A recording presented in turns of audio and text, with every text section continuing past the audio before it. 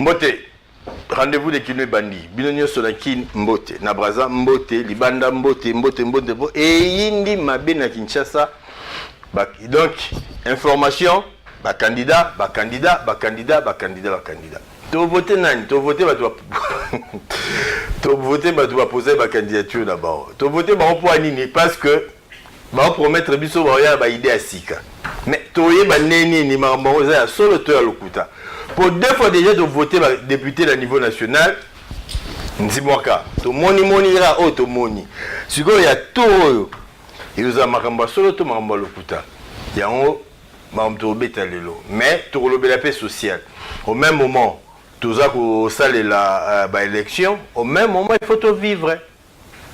Au même moment il faut pas qu'il y ait des classes, au même moment il faut tout se faire soigner, au même moment nous sommes ensemble et ça n'est pas Ndeko Boni Mbote. Mbote Ndeko Serge. Rendez-vous des Quinois, au Kima rendez-vous des Quinois, au Kimi, ils allaient ndengwa. Donc le lot yambio campagne de manière générale. Mais en fait, Kolobana Kimi, c'est trop dur, puisque émission mon côté na Congo, oyo règlement qui ça le cola oyo, puisque na félicita comme dans le sens que au soukaka mamba Kinois, Villa Kinshasa, Boni Kinshasa, Boni, na très content. On a quitté période dans tala tout ça, une préparation à l'élection, tout ça de gauche à droite. Mais campagne dans l'ensemble, zokende na moi bien. Nan vraiment va sentir campagne à Makasité n'habité pour nanine ou bien la dernière semaine na ibinangate mais ça va dans mon acaba bandrole mati ba fiche ya tout autres la na bato ba gérer qui ba mutia na ba fiche tout ça tout comprendre ba monter sur la campagne na bato ba voter na o ba voter ba yo so wali lampiaka auto zela nanu campagne bato za zela le 22 ko gato lancer campagne et ko ga ki ba lancer ba campagne mais to banda pe campagne auto zela tous années et pas que le meilleur est bon aux athées. Non, on a évité. Bon, moi, j'ai campagne to bandango depuis 2011. Tu as un terrain. Toujours dénoncer le comportement des dirigeants, toujours dénoncer le comportement des élus, tous les élus du peuple de la ville de Kinshasa, on va salir dans le Parlement, dans la provinciale Pendengemo, tu as dénoncé tout. Mais c'est la campagne. N'est-ce qu'on a déjà dans la campagne? Au Canet, c'est qu'on dénonce. Il a dit que ça l'a bien. Le gouvernement national, tout ça, batou, bande koloko, Chibala. Tout ça, bande koloko, Bita Kwira. Tout ça, bande koloko, Thomas Louaka. Basé belé, Jean-Lucien Mboussa, outa l'opposition. Au Canet, c'est que ça l'a mieux que bateau bazalaki. Il y a majorité bazalaki le bosso n'a pas place na na gouvernement il y a majorité. Au Canet, c'est que ça. Non, j'ai pas dit ça. C'est question de bonne foi. C'est des volontés à quoi aider le peuple à changer quand même. Hein? Tout le monde dit matin les lois ministres, kakayo, batuno ba mona pas sinon. Sauf que le lobby sur la bonito décider tous à la bakenda, na ba provincial, na ba national, c'est plus de sentir que le peuple est abandonné. Tout le monde qui va ndeko na biso côté kuna ba sa le remonter. Ba msu ba na opposition le ba ko ba ministre, ba bosani kutu na peuple ngo, ba zebele, ba bosani na peuple ngo. Na kasi yango tozo na toi porter un plus moi changement quota. Changement et quota, mais changement et quota na banani. Changement et quota na batu, tout changement et quota ndeni. Président Boni tout le monde en campagne, surtout dans le niveau il y a présidentiel. Et comme il y a mon Rwamboka, au côté de biso ça la rébellé. Côté biso to lutter sur combien 100 ans, tu retires y a battuté, mais sur t'as une katuana. Bah comment on fait biso dans Mboka? Est-ce que Kinshasa tout par rapport à Mboka? Non, tu mets là esprit quinois. Est-ce que Kinshasa tout par rapport à Mino Rwamboka? Non, ngai neti ngai ndeko ngai ngaza candidat député provincial numéro 36 na limité national 125 na Moamba ngai campagne na ngai c'est bato nyonso tozana bango biso na kia to yebi kolote yo le wana mo ekolo uti bato bazo na mentalité wana lelo na ville ya Kinshasa non lingo bana neti viandre aza kainda na chango zaka bayaka ou bien na chango zaka bato bandundu bato pe bazana ba soutenir yet c'est comme biso pe bato bandundu na neti na limité na national banet na quartier lokola quartier na ngalero batutu bache ba TV quartier Mombele par exemple lingo ke Mombele to zaka bateke non to komi diversité bateke baluba bangala bamongo batutu basangani esika moko pour l'intérêt ya communauté développée. Nous voulons un changement, c'est pas mentalité on bato bazoya na bango wana batika biloko wana Kinshasa makambo ekolote Kinshasa mais pourtant ekomi thème la campagne au lieu de faire ça programme na bango ekomi wana mutu na biso surtout so to lobi to lo bato lo bati banda la muka et kabwanaki côté mosusu ekomi kachi côté mosusu tika soki lamuka ekomi siko monoko mboka ekomi monoko mboka ya côté on est à côté. Mais ça m'étonne sur le bindengwana puisque ngana zana clair, je te donne un exemple. Et Dio Basali, Igno Basali entre nani comment il s'appelle encore Fati na Kameri. Maman Mnogamboka. Non, c'est un exemple à suivre. Et maman Mnogamboka te. Oza Kasaye, Oza Muta Est. Tu on comprendre te. Toujours bawana te. Si les deux camps, Wenge et Panzani.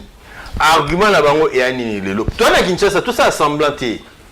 Oui, c'est vrai, à féliciter Fachi, Naveka, Fachi vite, Neba Bengango. Donc, ça symbole bien, mais au plus haut niveau. C'est-à-dire que au Bazaki ensemble, Bakabouani, argument de les années. Oh, un tel a voté un tel pour la Mounoramboka. Au Bango, tu vas voter là qui Bango la Bango pour la Mounoramboka. Est-ce que ça argument au bas intellectuel, bas professeur d'université, bata au devant la Katia campagne. Question là, nous condamnons ça. Nous condamnons ça avec la dernière énergie. Campagne, il y a un moment naïbi qui est comme un peu tribal, ça c'est normal. Mais nous condamnons ça puisque na Congo, tous ali biso tu esika moga. Tu sais à l'époque du Marshal Mobutu, lelo vient à biso nani Konde Villa Ikanda.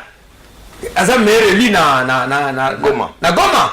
Mais azam tu ya ba Congo. C'est pour te dire que moi, on a besoin de bien monter. Ce même bail la besoin de monter. Il faut enlever cet esprit-là. Parce que nous avons un candidat, on a un esprit, on a un Moulouba, on a un Mouyanzi, on a un voté, maman les athées. Donc, on a la campagne ensemble pour l'intérêt de la communauté. Alors, si vous avez un esprit, Bayanzi n'aime pas aider. Balouba n'aime pas aider. Non, boutique esprit. Voyons d'abord les Congos. Les Congos qui sont en train de souffrir. Les Congo qui est en train de tomber plus bas. Tout le relevé défi Congo Téléma, tout ce qui va aventure. Est-ce que Ogoz a la meilleure candidat Lelo Kaka Pona Olobam Noramboka? Jamais. Pas Noramboka, nous de comme ça, député, tout bien président de la République. Ce que non, c'est que Kaba Kassayen, Félix Auré, Kassayen, non, vous voter comme président. Jamais. Il faut associer tout le monde. Il faut me meilleur. Il faut me soutenir. Ce que je veux dire, au Tchèque, on a nous sommes votés le président. Jamais. C'est pour te dire que nous devons être ensemble pour l'intérêt. Tout le monde est au Congo. Comme dit Nebissi Toba, le Congo d'abord, le reste après. Voilà. Lelo. Tu as terminé l'histoire de l'Olympique qui colle tous les Yamara Bango il y a quelques semaines. Tout le monde a beaucoup banda quoi batu soit disant que banda quoi les a bango et zaki a sonal il y a mukolo sonal a beaucoup banda quoi batu. Il y a des jours bazongela bango lisusu pour continuer ko buka puis ba déguerpir batu bazala kiana. Total la réaction à la population ndenge et salamaki na marambo. Pour la solution T. Paraît-il un certain la mère à son bac Mabélé. Depuis quand? À mettre en valeur T. Batu vandi awa bambula na bambula. Lelo yo abimi alobio Mabélé na ye. Il faut pas bouka batu. Yango tozo comprendre tozo benga na to kita na commune à partir de la commune bourgmestre Azali procureur Azali ba ye ba siko dossier wana ba ba ko pesa ko solution ce ba ko pesa Mabélé ba pesa biso solution la place mususu tango jugement ya parcelle Azali balobagani les premiers occupants de motoza kolo parcelle bo soki premier occupant za kolo parcelle au moment où batumbuka mobimba etongi bandako tiso combien de kilomètres est-ce que y l'état a ko défendre sur population yo bazo souffrir te o babuka ki déjà bazola libanda siko soro ya bazola libanda tozuna no solution te bo baya ko buka batikali na ino na bandako tokosuka wapi tokokende wapi e sikali ni l'état ko bwaka biso Paparangayi, biso tozana kikola ya maranawa, totongi bana kutoza ba sinistre, bana na biso bakufi bamimale bakufi totikali ba veve. Lelo yo, kabile le pera besi biso bisika oyo. Lelo, tokende na ngola bazo benga na biso, tokende na braza bazo buma biso, lelo na Mabélé na biso, bazo benga na biso, tokende wapi mapa biso na mane. Tokende wapi? tomoni mpe souffrance eleki mapango oyo eza mapango ya ofele te kabila lepere apesi bato mais pour le moment babotoli biso babuki bandako siko tokokende wapi kote mosusu tokokende wapi taya kosambela biso makambo mais biso toza na ordonnance oyo kabila apesaki bazoloba na biso tolamusa ye ya kosambela biso makambo biso sikoyo tokosuka wapi nini bato bazokufa mpona makambo akokufa oyo oza dene ebembe na se mpona makambo oyo sikoyo susi na bango eza nini babuki bato mosusu awa na miso tozoloba awa bato baza libanda sikoyo bango bazia so babuka biso tokende wapi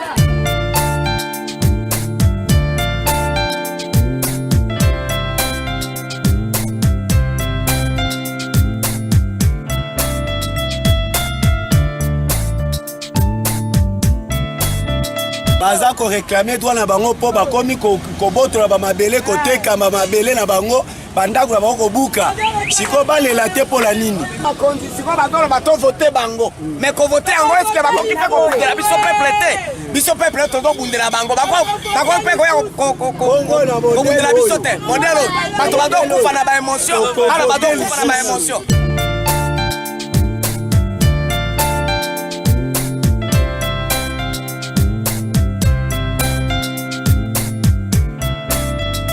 batu na bomaka batu na maluku kuna force commune po awa batu bakodaye awa batu bakodaye ya grave na baélection toyeba bango tokovote lisusu batu contre formation des personnes baza déjà okufa bukumesa bomsaka déjà bamakulu akunda bato bavanture l'équipe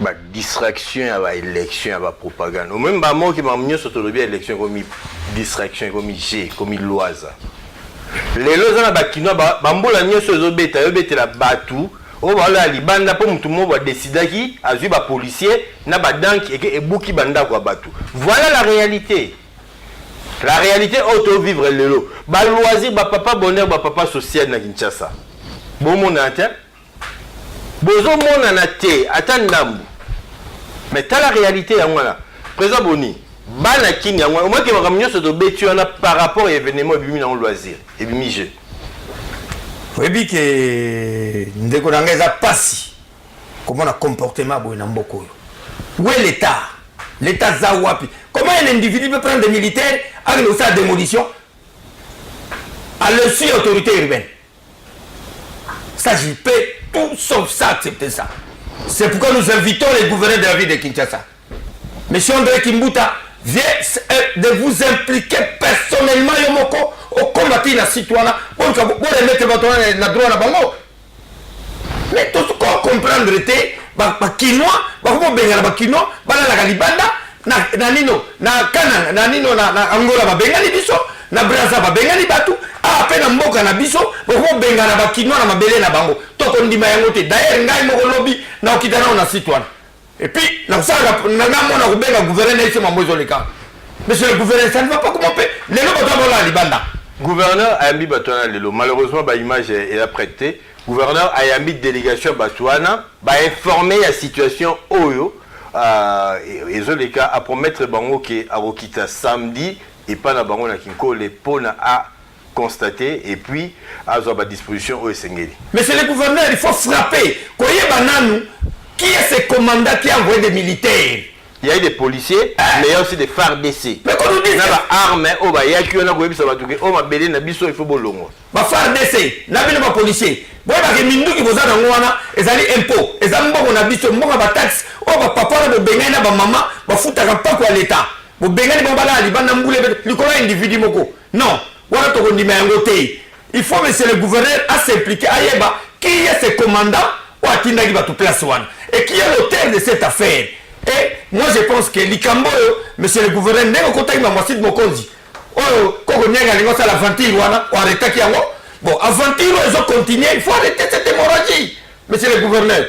Quand la population est dans la condition là, on dit heureusement que les journalistes ont été pour le que au Yamba qui bat déjà. Le quoi il n'y a pas 30 minutes. D'accord, ça c'est bien. Samedi, nous sommes tous accompagnés.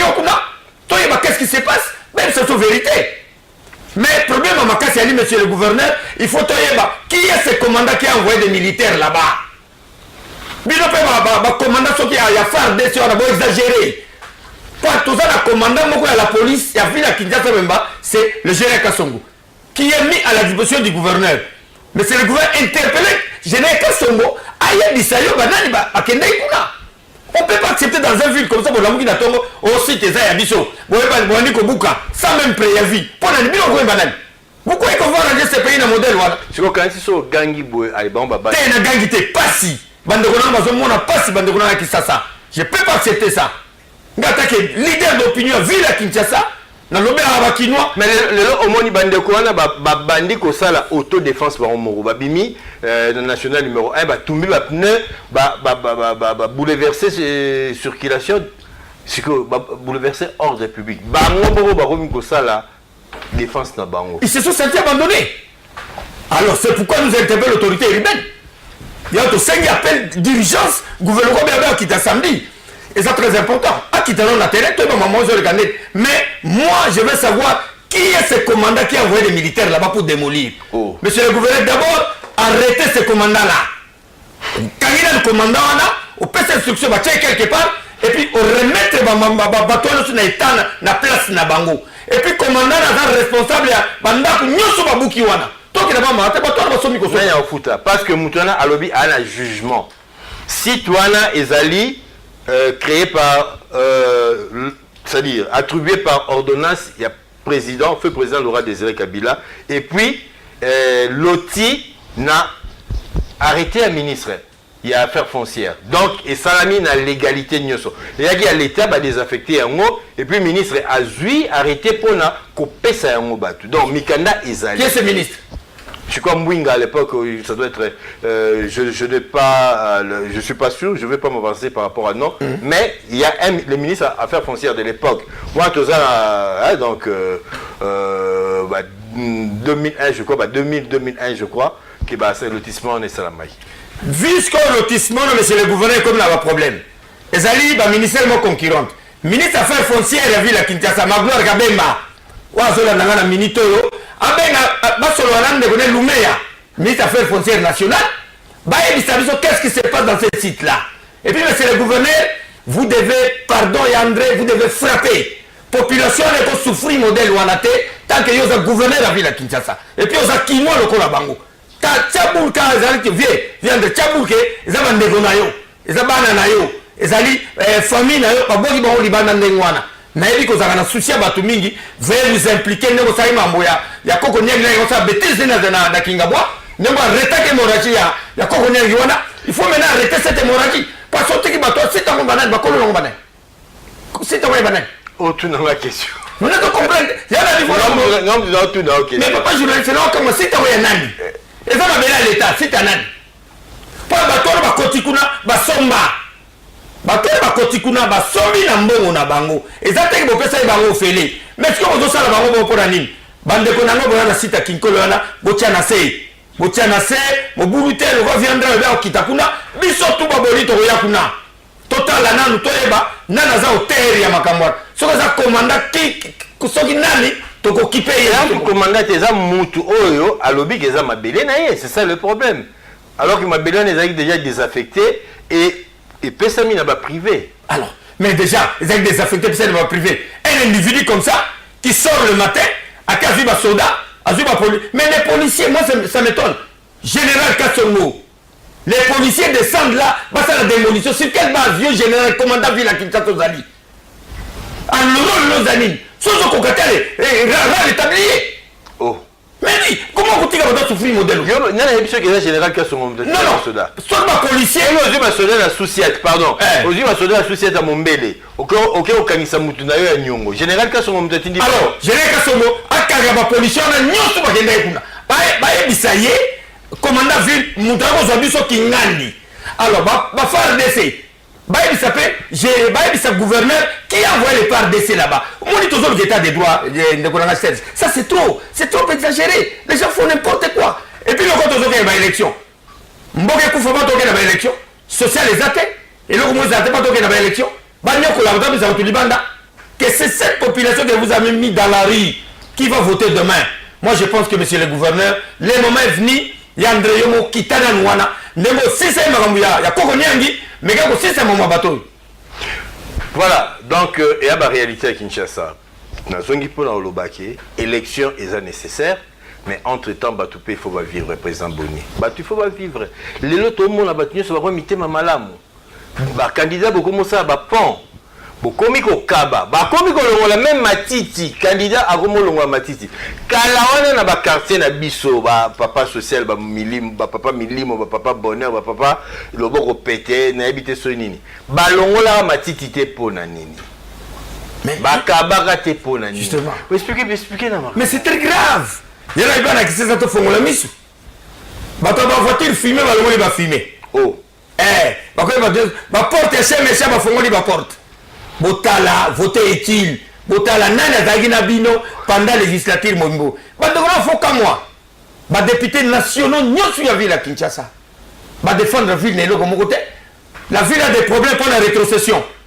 Mboko ya ga souté. Bon bah député, la député nationale. Est-ce que bah interpeller ta premier ministre pour batuna rétrocession ya raté pour nani? Ville fonctionne ndeni. Quand le mot ba taxe mike, la ville ne fonctionne plus. Rétrocession ya katé. Toi le ministre de la finance a dit ça non. Bandekona na koti partout les trois de député on a notre ville à Kinshasa so 56 so c'est combien bazana na carton rouge ya sûr bon qui peut ba consulter so qui na assemblée provinciale basala ata dit mo malamu te pour recevoir population ba il non motion on va interpeller tel ministre après ba pesi ba là et sili ba ka ba mboko na bona ba poche ce qui est plus grave encore bandekona ngai lelo ba tunyo so ba fongoli ba porte. Bah, je suis papa social, bah, on ça là-bas. 12 ans, 10 ans, il y a 2 ans, na bonus il y a 2 ans, bah, quand on ça la SMIC pour fixer salaire na bino ba fonctionnaire de l'État, na ba policier, na ba militaire, ba fixer en côté, mais bah zonga lelo pour la base la député, pour ça là, nini bo sala té. Tout groupe union soir. Il y a une assemblée nationale, la provinciale, bino tout. Vous avez la carte rouge à l'écart. Tu dis que tu as un carte qui est bateau en agneau. Tu peux malamu bazala qui? Écoutez, nakani na wana. Batu ya sigande bat malamu. Non. Il y a un zoya. Nabina Kazon, monsieur exemple, le gouvernement actuel de la République est constitué par naba opposant. Baïna nini yasika. Nini ce que le lobby est bateau va s'aller gagner babat mabe. On va de l'autre côté. N'a expliqué. On a lobby bien clairement. Na kati ya batu ya oye batu nyonso ba détruire mboko bazala gouvernement ba nyonso wana ya madame pe bazali na ko pesa exemple tanga tamoko na ko pesa na parlement na pesa le quoi vieux le quoi Henri Lokondo il est de la majorité présidentielle ça de majorité mais quand ça ne marche pas il dit que ça ne marche pas c'est ça l'essentiel c'est ça que nous cherchons des gens pareils mais il y a des gens qui sont pour alors la Guinée première qui sont pour ce gars et président Betty Bato pour la Mugio. Qui sont contre? Oh non, c'est pas ça. Tous les gabatumos qui vont apporter en plus un changement dans le pays. On va y avoir une loi, parce que la mi bien quoi Singapour a intérêt à peuple. Mais bateau à zoko kate faut batika. Il faut moi même l'entourage il y a gouverneur ville qui tous ces ministres là qui l'entourent n'a pas conseillé. Moussa Rabon. Malembe. Remis la ministre. Non, je suis en train d'arriver. Non, voilà ma candidate. N'a expliqué ce au changer de sujet de ce que le ministre va savoir. Bah, candidat. Les interdits que vous avez candidat. Non, tu vois, mais tu vas aller remonter au pays. Il y a quelques 2 ou 3 ministres qui. Même au niveau national, surtout aussi, excellence, Sakani, Kokoniani, Bitakula. Candidat. Même Thomas Loa est candidat. Mais regarde ce qu'il a foutu à venir de l'université. Thomas Loa a été à l'université. L'université est Bebakala. Et ça, la compétence à l'époque, il y a Liboulouman Zengele. Mais Loa à la pointe. Si tu as Banda Bongolazo Bouka arrivé au Sala, Balabala qui tombe, Yam Bouki en complètement. Ah, oui. Donc Yam à Longola qui. Il y a Danki. Quand on est à Gueule. Danki, on est vraiment Longola, on a tout. De l'autre côté, on a été. C'est lui. Ah, ministre, quand on est là, on a ma belle. On a ministre gouvernement, il y a d'autres balabangos. Il y a d'autres peuples. Bateau, les formes, carton rouge. Carton rouge à clé. Donc, on a aussi, par exemple, mis balai au généralisé majoritaire. N'a pas de somme. Oui, n'a pas de somme. Et c'est belé. baza ebele na gouvernement central ya so nazongi na gouvernement provincial bato mosusu bakokatela baza na ebele mais tolobela mpe côté ya opposition bato basala te osala te vino mobimba osala eloko te so bavote o député nde okomutu malamu non il faut olukala opeye palais opeye car obala orégulariser bala biso bapalais c'est toleka kotia biso na baniveau na su te ngai na oke parlement avec une vision na ngai eli te non changement ezala na mboka oyo changement ekota makasi. Je te donne un exemple, par exemple. Le Mboule Betaki dimanche. Kinshasa Moué va tambour zate. Partout inondé. Cela veut dire tous les caniveaux bouchés, la rivière bouchée. Tout ça est gouvernement central. Bassa l'effort, bassa l'ata. Ici il y a recyclage à plastique. Ici il y a recyclage à plastique pour les permettre que Nabassa Bakalamou maïle kaka. Et là vous m'avez zate. Mais on va travailler comment? Tu vas dire que chaque mois, basa les fois qui la rivière, basa la rien, il n'y a rien. Bah quand on souffre pour la batouana. Et les gens besoin de la batouana, vous savez pas, talana, vous savez pas pour nos gaillards. Pas pour nos net ministre de l'énergie. Viens monsieur Ingele faut. Talana pour nos gaillards. Pas pour nos gaillards. Oh Kinshasa courir la demain et la tête. Yo na landa qui journal de la ville, voilà. Dernièrement. On l'a ici pour na Kinde, non Kindele, Lutendele. La journée de la ville. Pour un endroit commis, place où la tamutu comme elle est catée, batazo degré batu ya ba moto. Tout ça c'est tout le monde là. Ils ont la compétence là. Courant n'en parle même pas. Régime des hommes, Mike Kamale Balingi. Siko Malembe. Soza ministre. Il y a énergie. Rosa candidaté. Non, mais il faut qu'on sonne puisque bien qu'on a la compétence, mais autant qu'on doit réussir à monter. Il faut démissionner. Toi, on va vivre sur terre, nous savons la vérité. Au comme l'énergie au salini. Tant que tu continues à la loi OADA, petit commerçant, donc petit commerçant, statut moko, comme entrepreneur. C'est-à-dire que moi attribue moi place parce que reconnaître place dans l'économie parce que l'économie na biso est informelle à 80% informelle. C'est informel et que au bimi na tongo au sombi au teki au moi là au lieu muso bombi lobi ozongia on bien informel. Oh l'état évité mabso foot à taxité. Formation Samaki vendredi passé na Invest de la presse donc sur Cabinda à côté à RTNC. Total en bon asimato continuer.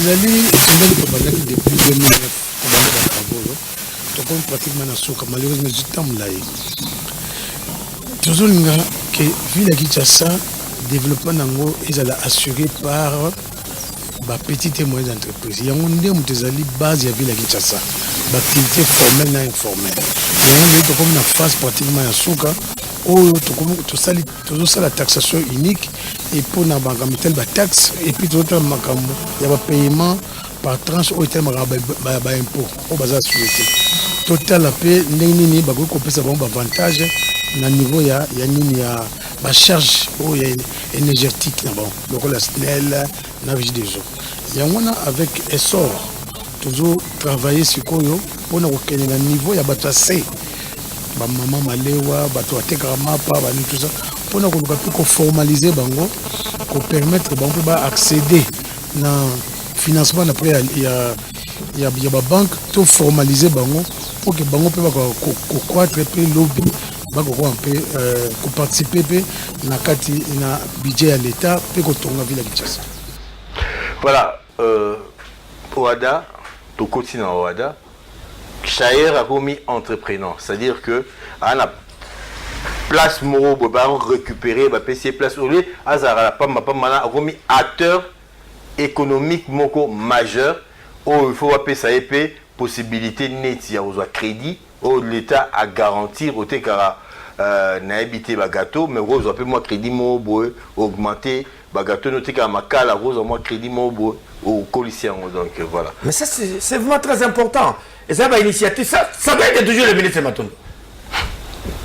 Ce n'est pas tous ces petits ministres qui tremblent à côté de Kimbuta là. Petit. Non, moi je l'ai dit à toi. Ou ton monde m'a Non, il faut des ministres comme ça qui ont des initiatives. disait pour l'intérêt de la communauté. Les maman a tega makala à cause de moi crédit. Maman a tega moi pays à cause de moi crédit. C'est quand même à féliciter. Et ça, on doit faire le Yamala Moutoboya. Mais la ligne est comme vraiment réalité, excellence, monsieur le ministre des Finances de la ville de Kinshasa. Et comme vraiment réalité, bah maman n'a pas qu'à taper na crédit vous allez le mois qui toko. Au moins en réalité, tes formations qui accompagné par la structure ESSOR, au Mundela Bomoni formateur, qui ont informé le chef de division, le cadre de sa ville sur statut, le nouveau statut, il y a coopérant. Quoi. Non, au Moni, ministre, félicitations, vous reconnaître quand même, maman, on a bachayer. Maman, tu as moi, vous reconnaître, mon statut, pas moi, quelque chose, il y a ça, la macamouna, c'est avantageux. C'est très bien comme ça. C'est comme ça qu'il faut aider les Quinois. Maman, au début, puisque formé des autres primés, si vous avez le bataille, pas foutre à la main, votre nambo côté. Nambo va payer à la main, tu soutes, soit médical à la main, classe, il n'y a rien ici maintenant. Mais tant que nous avons une initiative en collaboration au patronage du gouverneur André Kimbuta, ça nous demande de féliciter. Mais et comme la formation ici, comme opérationnel vraiment, identifier, chayer wana, na ba maman nyoso batega mapa, ba mero batega makala, na ba mero batega makelele. Batega makelele, bangonyo batega makelele, batega 100 francs. Bah répéter bangonyo sous, bah ne peut ça bon payer moi ba crédit et vous allez au moins kitoko. Excellence monsieur le ministre en tout cas, félicitations la fois ça vous aider Yandré la modèle wana mais ba mata msuba mbote pe papa. Quand je suis ministre provincial bon mbote papa. Et puis ba candidat. Pas au kata na pende au kata la fois passée. Kozala ministre na zongeli question nanga na candidat ezo soit yo na nini yo ndeko ezo macho mafuta na nini ezo soit biso na eloko moko yango yo na iso vérité. C'est pas normal dans un pays où nous partons aux élections, il y a des gens qui sont en fonction, qui fait la campagne avec l'argent de l'État, bah mituka l'État, bloc on est sur l'État. Non, et nous mais c'est pas seulement au niveau provincial, même national. On doit frapper provinciaux inutiles. Et même national. Et pendant la nationale, parce que on a parti de la nationale qui dit nasi. Et ça normal et bon besoin d'un ministre tout ça la campagne na bakarni. Mais ils ont interdit qu'on utilise les moyens de l'État. Voilà, ils ont interdit mais bon on va utiliser bon il y a un cortège tout ça. Na ba cortège bon intimider biso na cortège. Na mbongo l'État, to banga binote. To banga binote mkomoto to za na bino. Bolanda lokolo ya collègue na netia province netia Kinshasa bolanda collègue na matondo azo pesa ba initiative va bien azo créer azo ko intimider votre ba nyeso sigo wana ozo tanga epo ya za candidat ba onyeso ba candidat ba bat mabe te ba moto wana ba démissionner ndé mais non il y a des gens qui longo ba mise en disponibilité mais pas mise en disponibilité. Il y a la loi qui est contraint de Moutou à ça la mise en disponibilité. Mais la dernière mise en disponibilité, le candidat tout bakay, net il DG là bas, bakay le c'est mise en disponibilité. Le directeur de bakay. Et bon le ministre, bon tu as mis tout à l'état. Ça y est, niveau DGRK, bah tu vas passer une mise en disponibilité mais à niveau gouvernement provincial bah comment il y a contradiction. Dépend de mesures. Ça ne va pas. Il y a tout ça monsieur le gouverneur, impliquez-vous. Les Abayas, on a tout à l'État. Bon, ça va organiser un plan de presse à Bango, ça n'a pas campagne, rien. Tous les habitants vont échouer. Net dans mon bel, on a gagné tout. N'est-ce pas déjà voir? Tout, je vais vous battre dans mon bel. Président Boni, ah, tout ça, ma campagne. Déterminé. Yo battre, j'ai coucou. Oh, j'ai fait, yo va ministre.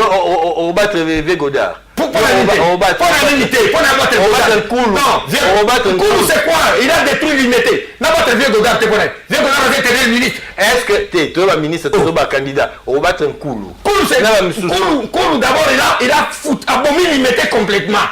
Le bas, Azab Bourmès, c'est respecté. Non, je suis. Azab Bourmès, c'est pendant la campagne. Personne ne va faire quelque... Non, Nazoya. Il y a ça l'unité. Ils ont ça la moutou et le roté, mais ils ont respecté moutou. Pour ça, on a respecté candidat. C'est qui n'a lobby qui n'a fait rien, c'est qui n'a respecté. L'injurié, il n'a rien fait à l'unité. À ça, rien, il doit plier ce bagage. Il doit être candidat pourquoi? Pas les droits, d'accord, Toboïté, à la liberté. Et heureusement qu'on reconnaît tes cas. À la liberté, à reposer partout. Mais ça, rien. Alors, quand son état pour postuler, au cours, c'est quoi? Non, pas c'est quoi? Non, les injurités. Non, voilà, au Betimabe.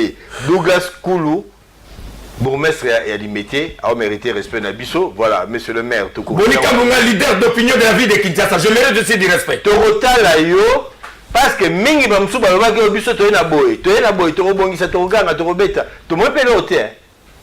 On va le candidat le mieux élu. To moni et l'euro moté président. To yebi ba rozo banga te ke yo pe e la yo. Télé la ngate. Émission est enregistrée. Na boité. Na au moins émission oh. Na manzambe est enregistré. Na manzambe. Parce que dans Manzambe, dans ce sens que tu as 5 ans après dans Manzambe, tu retournes pour te tirer mission boy et comme maman siligate et comme maman soldat attaquer les policiers bon Paul le bazat et là ça a plaisir au dans 5 ans tu écoutes Nazaré à parlement ça j'ai me prophétisé déjà. Répondez à la question, dans le Parlement, mais est-ce qu'on doit assumer? Est-ce qu'on doit assurer? C'est ça le problème. Au moins, il dit non. Vous comprenez? On doit assumer ma responsabilité. On a plus un exemple, le confrère de journaliste, Basile Olongo. Alors, il a dit dans 2 mois, il y a un Bangolais. Il est candidat. Non, c'est triste. Non. On doit sauver le pays. 2 ans, il a dit ça lui-même. Dans 2 ans et dans 2 mois, Bangolais tout, on a tout ça dans le propre, Bangolais. Mais le temps, on va postuler. Oh, ouais, je te dis. Tout naïe, Basile Olongo, on a la Sikoyo. On va dans 2 mois, on va bimisa Bangolais. Les autres ans, Abimisi bon. C'est démagogie. Président Boni. Oui. Tokende, Tozonga, et sa campagne, il y a peu mamba au gangati. La gangité? Façon on a tout sur malembe façon bien so bon la parlement au balobunda na bato les loba ndeko msu balobi ki maman nezo kende boyi tout le ba malembe élection ezana oti si bon fouti ba caution des fois parce que il fouta mari déjà sur la 2016 sur tout ressources et fouta mi sous sigo to kende te Papa Serge, et j'ai beaucoup de respect envers toi. Monsieur Nanga, à cet instant, ce qui y a au Landate, le service naïe, il a blagué dans le bisoté. Oh. Tu as dit ça qui est, tu vois qu'il y avait des préalables. Il faut tout cela là.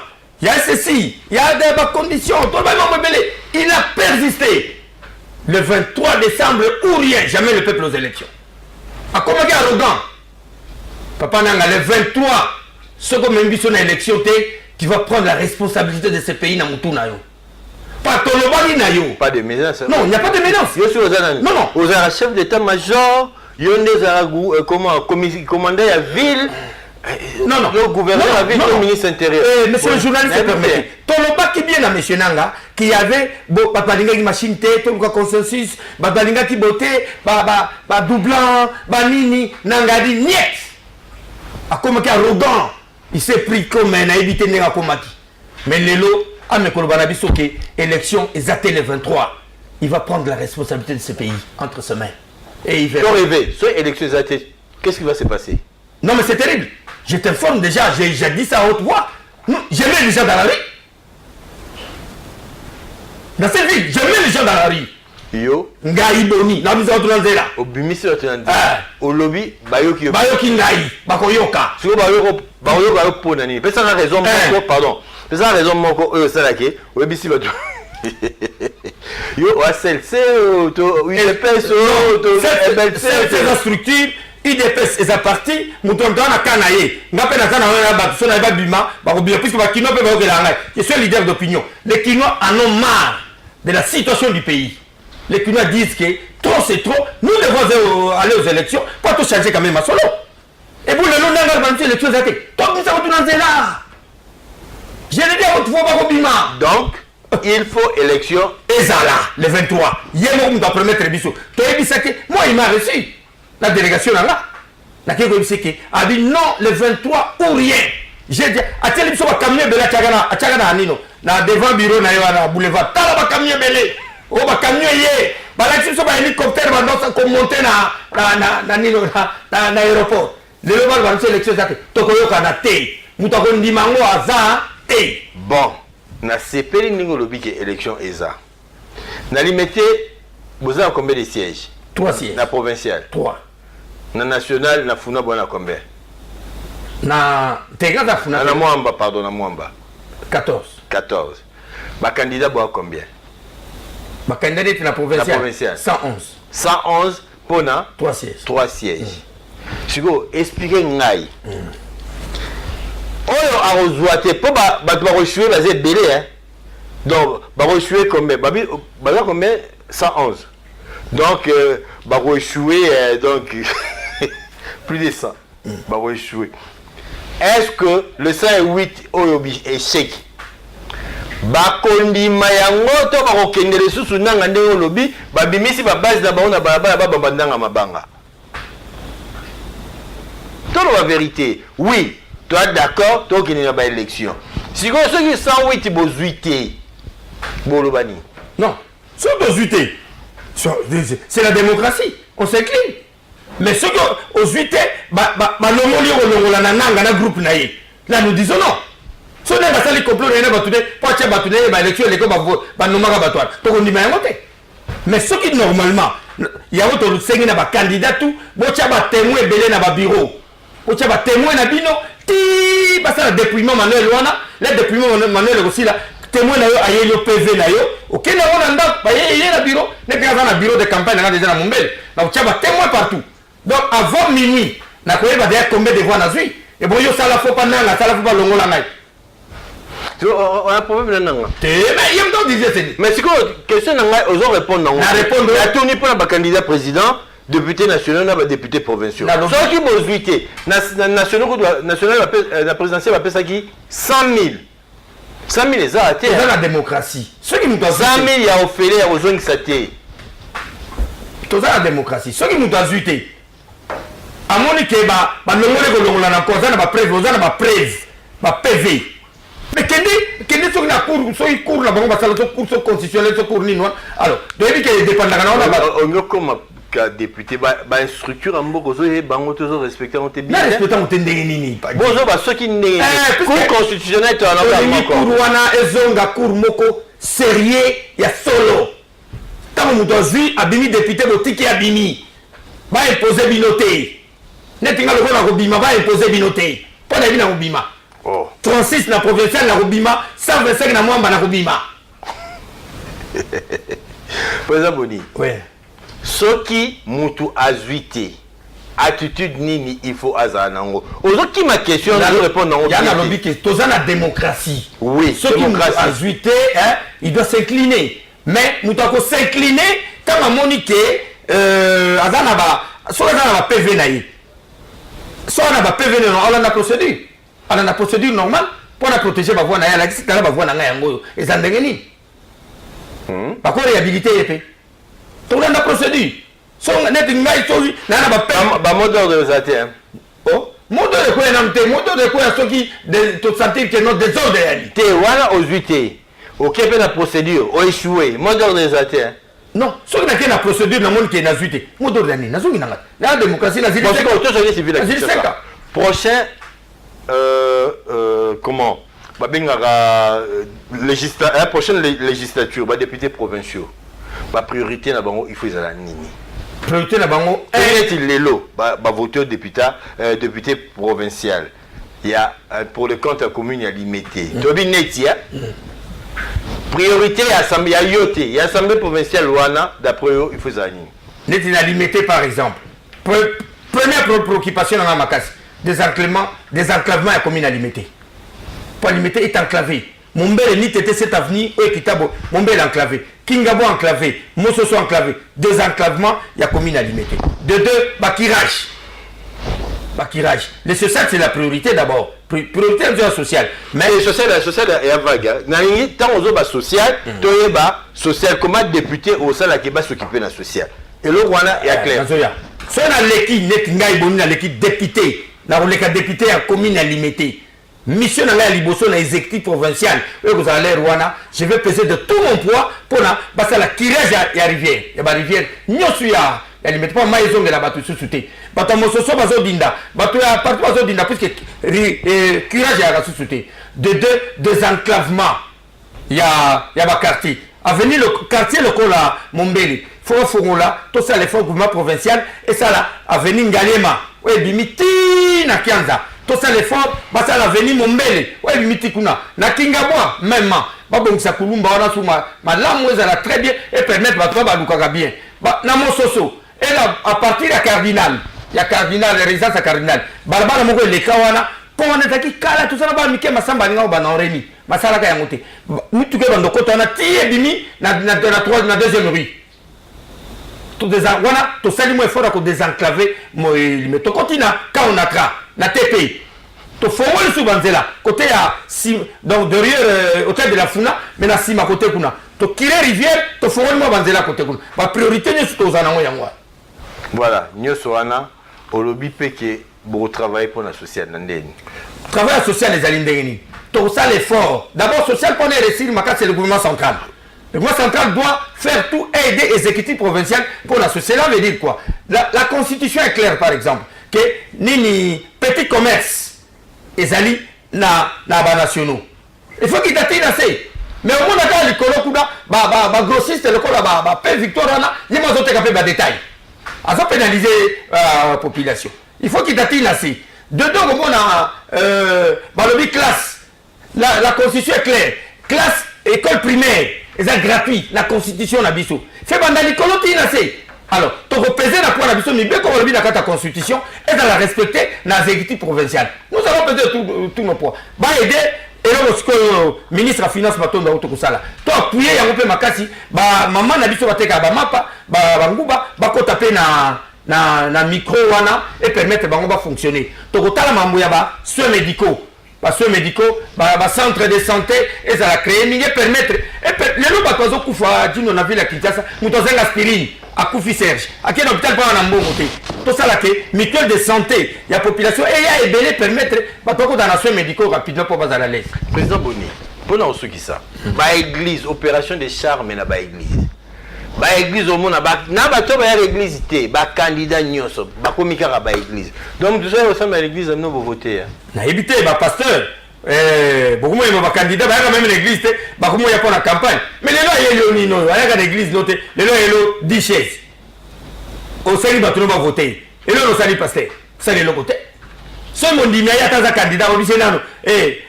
Papa, fanda nano, ça na ta 2 mois. Bola da ba kiti wana té.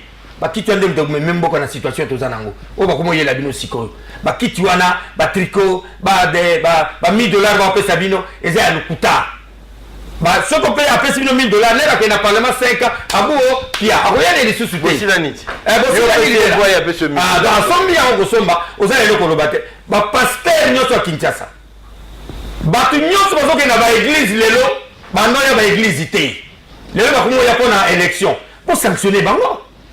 Pour sanctionner l'église, chaque dimanche dans l'église, il y a un problème. Chaque dimanche, il y a un problème.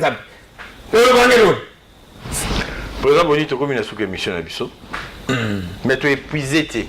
Matière est belle. En tout cas, prochainement, tu vas en face de la mission de Gowelo, dans des Bissot et des gars qui en a, et bien missionnaire qui monte trop. Alors, pour nous reçu qui ça, au lobby. Message n'a pas fait un licate. Bande Golanga, n'y soit qui ça. Voter utile. Vous votez bateau, vous moniquez, vous sauver Mboka. Compétence c'est là. Vous votez utile, vous votez utile, vous avez la compétence, vous votez utile. Non. Vous avez la compétence pour sentir que s'il est là, on peut se retrouver. D'accord, le Baneti, n'a limité Mobimba. Voter utile, les numéro 36 dans la provinciale. Dans moi, c'est 125 aux numéros abonnés comme moi. Voilà, au profiter, au bêtises. Mais la profiter, non. Mais c'est quoi, un mot par rapport à Mboka, tribalisme. Voilà. Biloko wana to boyi yango na motema mobimba na pesa ke exemple na émission ke au manifie na biso konde ville kana ba votaka kuna aza même muto akuna te. Cela veut dire que mobutu atikela biso richesse moi makasi tozana ona mboko yo ezali unité molu bazate mukongo azate toza biso tu batu moko soki muto ayena makambu ya munoko mboka oh pangi na mu non bobenga na ye bolo bane arrête oh mwane tu bobenga na ye so bato amfunga yoko bana mfunga yo moko bobenga na bango bato bana makamwa. Et monsieur Sili, rediffusion lobby et puis à jeudi prochain, portez-vous bien, très bonne suite des programmes sur Congo Web Télévision.